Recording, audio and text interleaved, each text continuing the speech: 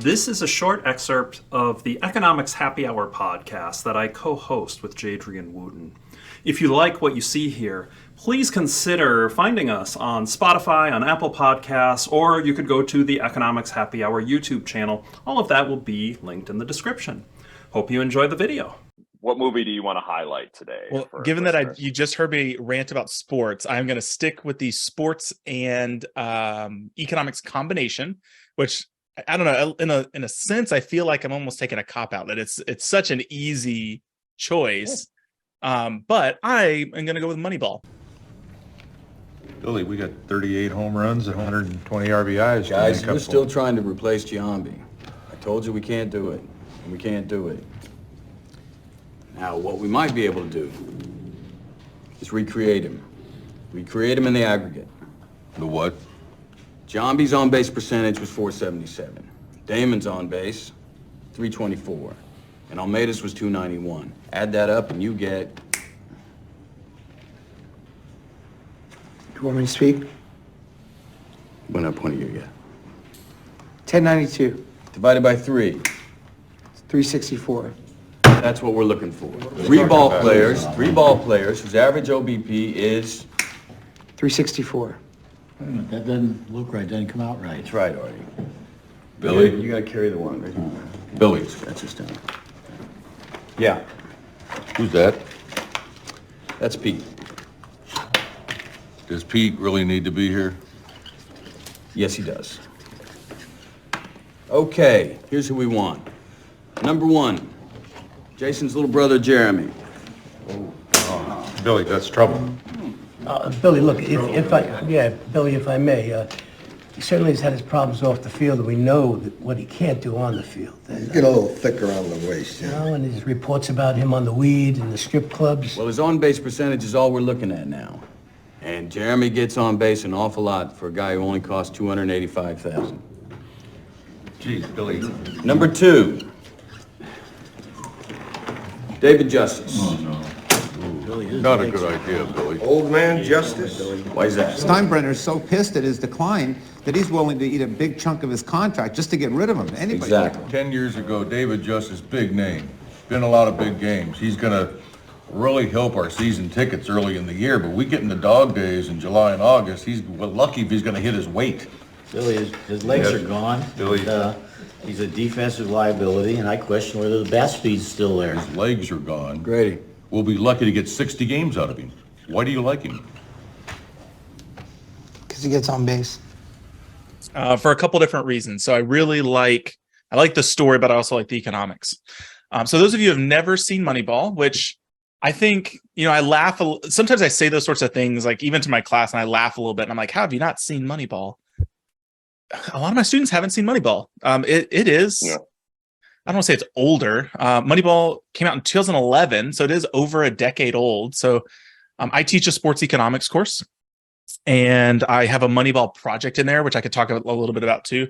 And I was presenting it to my students, and even like the speakers were coming, and every speaker I would come would talk about, yeah, this is the Moneyball of soccer. We're doing the Moneyball of baseball. And they kept saying Moneyball, Moneyball, Moneyball. And I think for older academics, Moneyball we know what Moneyball is, because we sort of lived through the actual like experience of the Oakland A's doing it, and then we saw the movie, which was so big. And I'm just now realizing that my students were like 8 when this movie came out. Like they don't remember this. They probably didn't watch it.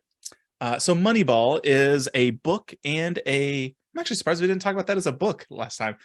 It is a book and a movie about the Oakland A's and their sort of I should say the Oakland A's and Billy Beane, their general manager.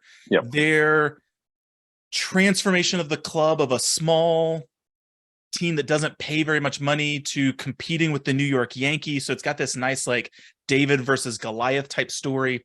But from the economic side of things, I really like it because it talks about this idea of like, what is a valuable player?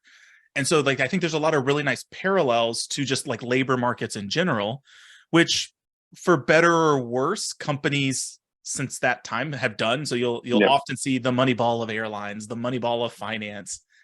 But essentially, like, what does it mean to be a productive player? What does it mean to be a productive worker? And so you get to really sort of dig deep into marginal productivity, marginal revenue product. It's got some nice labor related stuff. So Matt, you've seen the movie, right? Yep. I actually probably should. Oh man, I should have started with that. Yeah, 'Cause you I know know, of the absolutely. movie. Yeah, I've seen the movie Oh, a couple times, have it on. Yeah, no, great movie. okay. Fantastic. I thought you shook your head. No, you've never seen it. Oh, no, no, no, no. Okay, You're okay. sorry. Yeah, I have seen it. I have seen it. No, fantastic movie. Fantastic movie.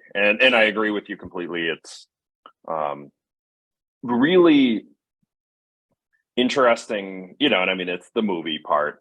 I'm sure it sensationalizes a little bit, but the idea of it gets at so much in there. It gets at there's a little bit of discrimination. The one pitcher is discussed at going to get a minimum contract despite that he throws funny. Yeah.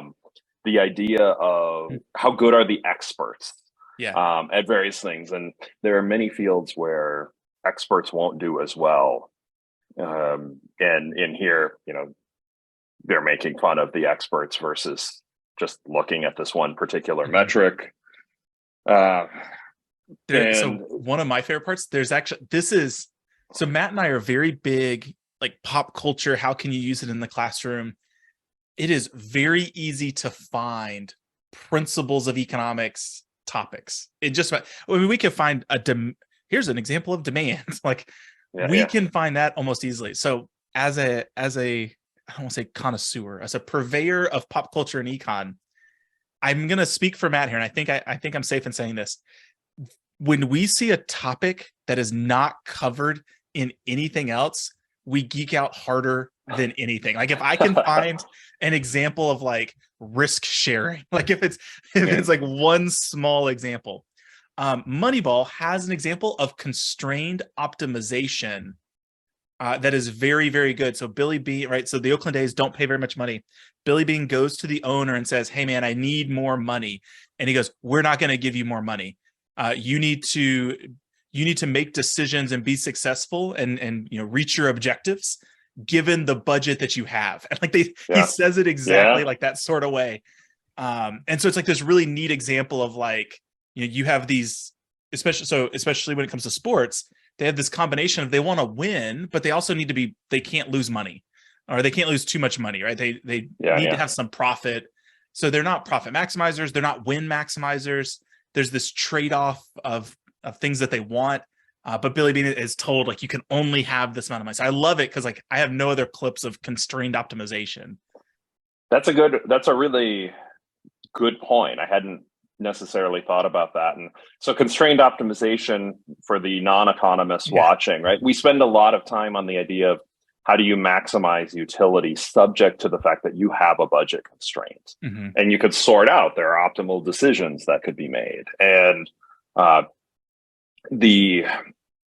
for firms, you could try to minimize costs at a production level. So you have a constraint that you have to hit a certain level of production, but you have to, or getting to that production level, then how do you minimize the cost for a particular production level? And as grad students, we spend a lot of time on the analytics of that. Absolutely fantastic scene where he's going ahead and trading players and shifting salaries to other teams. Really, and it all comes down for him. It was already like get on base. Like they identify like a metric that's successful. It was interesting because I used it in my sports econ class. I didn't have them. I will say I made a mistake. I did not have them watch it. When I taught sports econ for the very first time a decade ago, we watched it in class together. We had a movie night. It's like 2 hours. Like we canceled class on 2 days, and we had like Wednesday night movie night. Because I think it's a 2-hour movie. And this time around, it's been 10 years since I've taught it, and I decided not to like schedule it out because I just assumed everybody had seen it. Like I was like, I'm not gonna show it in class. Like it's not new. And then so I assigned a Moneyball project, so we could talk a little bit about that because it's a fun project for the students. I assigned a Moneyball project, and they have to write a paper. And like multiple people like in their paper talked about how they had never seen Moneyball, and it was neat. They've heard of it, but they've never seen it.